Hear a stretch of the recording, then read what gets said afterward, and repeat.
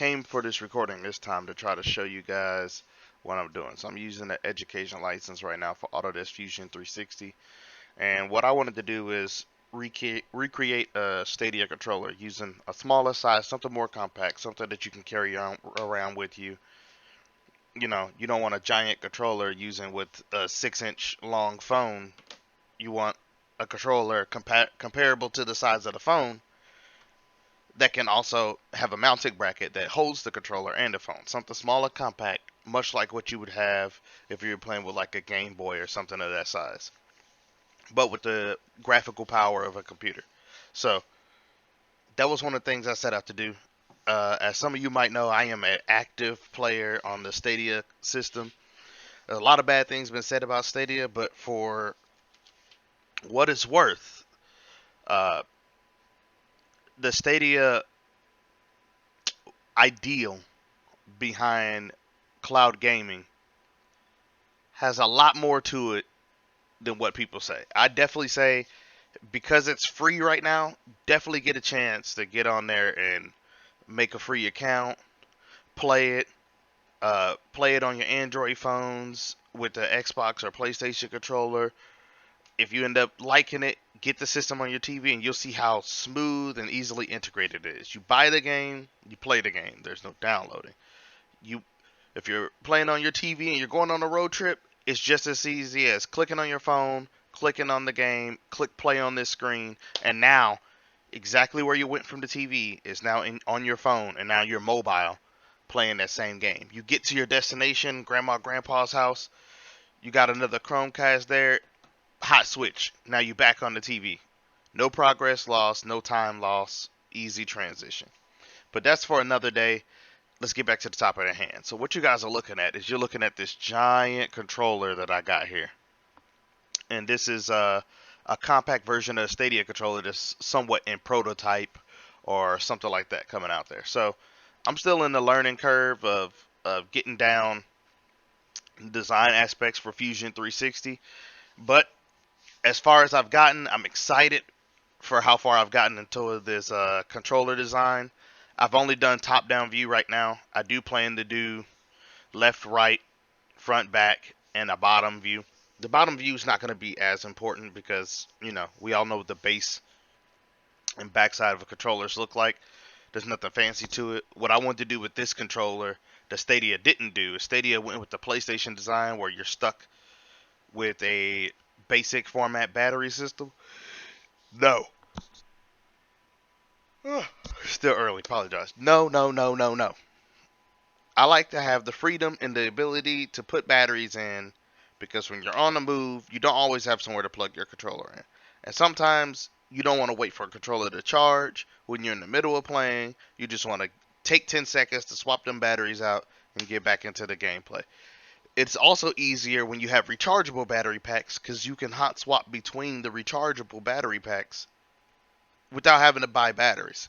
So that's something that I think both PlayStation, Stadia, and Nintendo sometimes, because you can, well, not Nintendo, mostly Stadia and PlayStation really mix the mark on how easy it is to just swap battery packs or batteries or whatever you choose. Having options is always better. But my thing was I wanted to make this small controller. One, because it's tiny, it's nice, it's comfortable, it's got all the basic button functions. So that's something I wanted to do. So I had to pull this image in, set it as my top view as you see here, so that I can see this image and see what the controller looked like. Then I went in and added the controller body as you're seeing here. And this allowed me to look from a top-down view and say, okay, this is what the controller looked like. So these bezels are slightly lifted and they're round in nature. So that's something I had to go add to make sure they're round in nature. Then I had to say, okay, there needs to be holes here, here, here, and here so that the controller has space to place in buttons. Now, as you can see, it's pretty thick. And the reason why it's pretty thick is because I'm going to end up cutting off a huge chunk of this, but I have to bring it to be shaped the same way the original controller is. So as you can see in this picture, the original controller contours really well around the edges. So that's something I'm looking to do next. But I want to get that basic top button layout and shape right so that I can go and shape out the rest of the controller. I also saw that from a side profile, they had the bumps on the top of the controller or the front of the controller where you can get the left bumper, right bumper, left trigger, right trigger. So what I did was, like Xbox likes to do, I left little holes, and that's going to allow me to make my own custom triggers that are going to be more durable than what the Stadia controller has, and a lot more durable than what you get on Xbox and PlayStation a lot. So from those holes, I'm going to be able to make almost like a I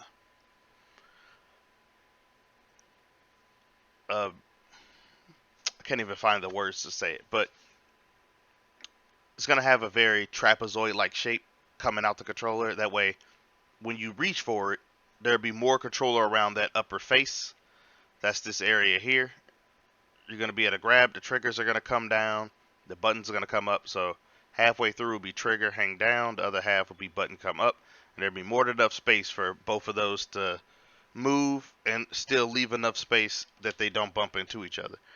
I think Stadia did a really smart job with this because one button leans down while still coming flush with the other button, while the other one pushes in and out. So that's smart, but there's no haptic feedback. So that's something I want to take from Xbox and PlayStation and integrate into a Stadia controller. So it's definitely going to be something, guys. Whenever I finish, you guys will see the finished product. But just to give you an idea and a little bit of excitement, it's coming along. It's nice. Took the time to draw it out. Took the time to start building it. And then I'll do some cool designs. And like always, when I'm done with this design, I'm going to prototype it on the 3D printer.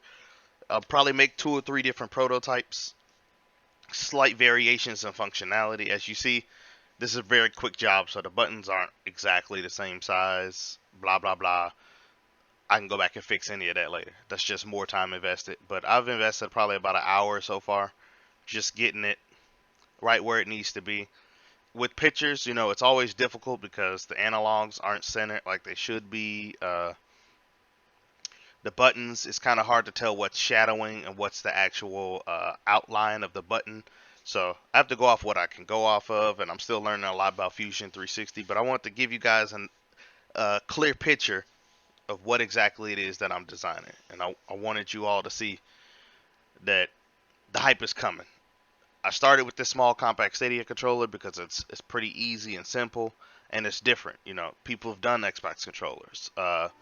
There's people I know who are working on PlayStation controllers. But I want to start here with something small and easy, and then expand up. So when you see me expand up, you're going to see me move to Xbox, PlayStation, but I want to do cool designs. So you heard it here first. So if someone beats me to it, it's because they took my idea, point blank and simple. But I want to do custom controllers. People that like the Avenger games, I want to do the Avenger characters. People that like Mortal Kombat, I want to do different Mortal Kombat style